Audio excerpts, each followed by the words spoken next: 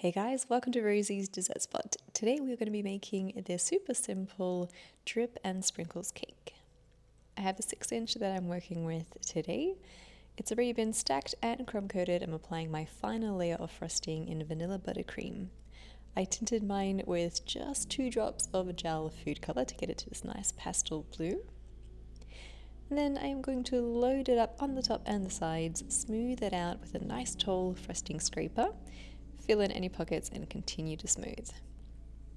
Once you're happy with the finish of the sides, bring in that top lip using a spatula. I'm kind of overlapping where I left off and almost cutting into that lip as I drag it in.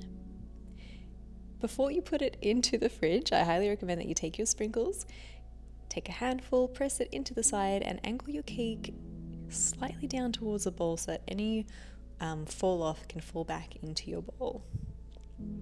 We have classes that we're running at the moment. I'll have those linked in our bio or in the description box of this video.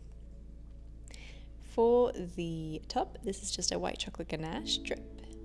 I have it in a piping bag that has a super tiny slit cut right at the end, and I'm using that to create the drips.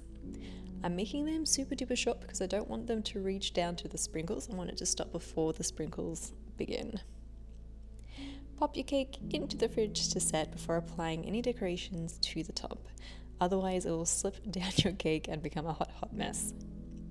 This is a 1M piping tip. I'm creating nice tall star dollops and then topping them off with candy coated chocolates in purple. And that's it. That's how you create a super simple sprinkles cake with a ganache drip.